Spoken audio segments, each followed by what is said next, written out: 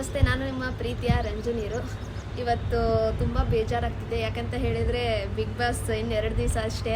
ನಾಳೆ ನಾಡಿದ್ರಾಗೆ ಸುದೀಪ್ ಸರ್ ಅವ್ರು ಬರ್ತಾರೆ. ಅದರಲ್ಲಿ ಯಾರು ವಿನ್ನು ಅಂತ ಹೇಳ್ತಾರೆ. ಆಮೇಲೆ ಬಿಗ್ ಬಾಸ್ ಕ್ಲೋಸ್ ಆಗುತ್ತೆ.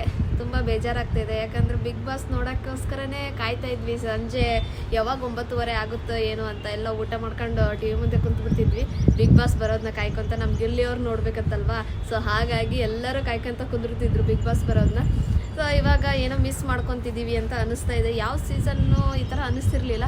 ಬಟ್ ಈ ಸೀಸನ್ ಯಾಕೋ ಬಿಗ್ ಬಾಸ್ ಮುಗೀತಲ್ಲ, ಇಷ್ಟು ಬೇಗ ಮುಗೀತಾಯ್ತಾ, ಇನ್ನೂ 1-2-3 ತಿಂಗಳು ಮಾಡಬೇಕಿತ್ತು ಅಂತ ಮನಸ್ಸಿಗೆ ಅನಿಸುತ್ತೆ.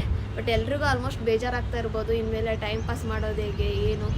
ಈ ಧಾರಾವಾಹಿ ಸೀರಿಯಲ್ಗಳ್ನೆಲ್ಲ ಸ್ವಲ್ಪ ಸ್ಟಾಪ್ ಮಾಡಿದ್ರು, ಯಾಕಂದರೆ ಬಿಗ್ ಬಾಸ್ ಬಂದಾಗಿದ್ದ. ನೋಡಿದ್ರಲ್ಲ ಬಿಗ್ ಬಾಸ್ ಮನೆ ಒಳಗಡೆ ಗಿಲ್ಲಿಯವ್ರ ಕ್ರೇಜ್ ಹೇಗಿತ್ತು ಅಂತ. ಧ್ರುವ ಅವ್ರು ಬಂದರು, ಮತ್ತು ಅಶ್ವಿನಿ ಅವ್ರು ಬಂದರು, ರಘು ಅವ್ರು ಬಂದರು, ರಕ್ಷಿತಾ ಅವ್ರು ಬಂದರು, ಕಾವ್ಯ ಅವ್ರು ಬಂದರು, ಧನುಷ್ ಅವ್ರು ಬಂದರು. ಆದರೆ ಲಾಸ್ಟಿಗೆ ಗಿಲ್ಲಿಯವ್ರನ್ನ ಕರೆಸಿದ್ರಲ್ಲ, ಅವರಿಗೆ ಬಾಡಿ ಗಾರ್ಡ್ಸ್ ಯಾವ ಥರ ಇಟ್ಟಿದ್ರು ಅಂದರೆ ಜನಗಳ ಮಧ್ಯೆ ಇಬ್ಬರಿಬ್ಬರನ್ನ ಇಟ್ಟಿದ್ದಾರೆ. ಅದರಲ್ಲೇ ನೀವು ತಿಳ್ಕೊಬೋದು ಗಿಲ್ಲಿಯವ್ರಿಗೆ ಎಷ್ಟು ಸೆಕ್ಯೂರಿಟಿ ಇಟ್ಟಿದ್ರು ಅಂತ. ಸೊ ಯಾರು ಬಂದರೂ ಅಷ್ಟೊಂದು ಸೆಕ್ಯೂರಿಟಿ ದೂರನೇ ನಿಂತ್ಕೊಂಡಿದ್ರು. ಅವ್ರನ್ನ ಕೆಳಗಿಟ್ಟು ಮಾತಾಡ್ತಿದ್ದೀನಿ ಅಂತ ಅಲ್ಲ, ಬಟ್ ನಮ್ಮ ಗಿಲ್ಲಿಯವ್ರ ಕ್ರೇಜ್ ಹೇಗಿದೆ ಅಂತ ಹೇಳ್ತಾ ಇದ್ದೀನಿ ಅಷ್ಟೇ. ನಿನ್ನೆ ಬಿಗ್ ಬಾಸ್ ಮನೆ ಒಳಗಡೆ ಒಂದು ಇದನ್ನು ಕೊಡ್ತಾರೆ, ಲೆಟ್ರು. ನಾವು ಯಾರ್ಯಾರಿಗೆ ಸಾರಿ ಕೇಳಬೇಕೋ ಏನು ಅಂತ. ಅದರಲ್ಲಿ ಗಿಲ್ಲಿಯವರು ಅಶ್ವಿನಿಯವ್ರ ಹೆಸರು ಬರೆದಿರ್ತಾರೆ. ಅದೇ ಆಶ್ಚರ್ಯ ನನಗೆ.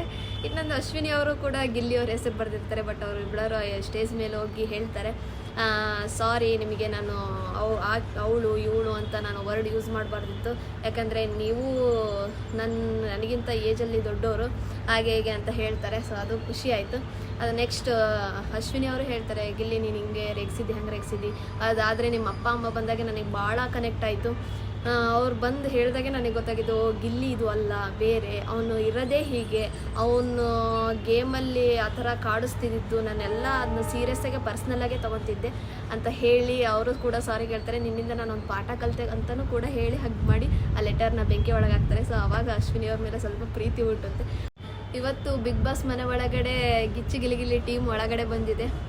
ಅದು ನೋಡೋಕ್ಕೆ ತುಂಬ ಚೆನ್ನಾಗಿದೆ ಇವತ್ತು ಸೀನು. ಯಾಕಂದರೆ ಫುಲ್ ಕಾಮಿಡಿಯಾಗಿರುತ್ತೆ ಒಳಗಡೆ ಎಲ್ಲ.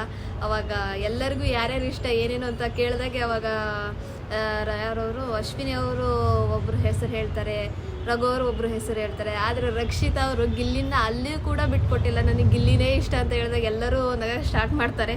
ರಘು ಅವರು ಅಷ್ಟೇ ಅಶ್ವಿನಿಯವ್ರನ್ನ ಕಾಲು ಎಳಿತಿದ್ದಾರೆ ಇವಾಗಂತರೂ. ಇವಾಗೆಲ್ಲ ನೋಡಿಬಿಟ್ರೆ ಇವಾಗ ಬಿಗ್ ಬಾಸ್ ಹೇಗಿದೆ ಅಂತ ಹೇಳಿದರೆ, ಎಲ್ಲ ಸಂಬಂಧಿಕರು ಏನೇನು ಡಿವೈಡ್ ಆಗಿದ್ರಲ್ಲ ಅವ್ರನ್ನೆಲ್ಲ ಕೂಡಿಸಿ ಫುಲ್ಲು ಸಂಭ್ರಮ ಆಚರಿಸ್ತಾರಲ್ಲ, ಆ ಥರ ಮಾಡಿದ್ದಾರೆ ಇವಾಗ ಬಿಗ್ ಬಾಸ್. ಯಾಕಂದರೆ ಈ ವಾರ ಹಾಗೆ ಇರೋದು, ಎಲ್ಲ ಸೈಲೆಂಟ್ ಆಗಿಬಿಟ್ಟಿದ್ದಾರೆ ಎಲ್ಲ ಒಳಗಡೆ. ಯಾಕಂದರೆ ಬಿಗ್ ಬಾಸೇ ಮುಗಿಯೋಕ್ಕೆ ಬಂತು, ಇನ್ನೇನು ಜಗಳ ಎಲ್ಲಿ ತನಕ ತಗೊಂಡೋಗ್ತಾರೆ ಪಾಪ ಅವರಾದರೂ.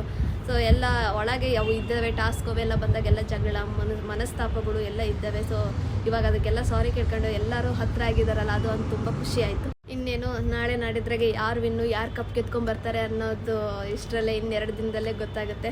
ಇನ್ನೇನು ಸುದೀಪ್ ಸರ್ ಬರ್ತಾರೆ, ಒಳಗಡೆ ಹೋಗಿ ಯಾರನ್ನ ಕರ್ಕೊಂಬರ್ತಾರೆ, ಯಾರು ಕೈ ಮೇಲೆತ್ತಾರೆ ಅನ್ನೋದೇ ಫುಲ್ಲು ಟೆನ್ಷನ್ ಆಗ್ತಾ ಇದೆ.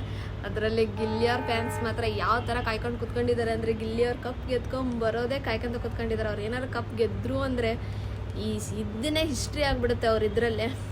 ಸೊ ಅವ್ರು ಗೆದ್ದು ಬರಲಿ ಅಂತ ದೇವ್ರ ಹತ್ರ ಬೇಡ್ಕೊತೀನಿ. ಓಕೆ, ಇಷ್ಟೊತ್ತು ತನಕ ನಾನು ವೀಡಿಯೋ ನೋಡಿದ್ದಕ್ಕೆ ಧನ್ಯವಾದಗಳು.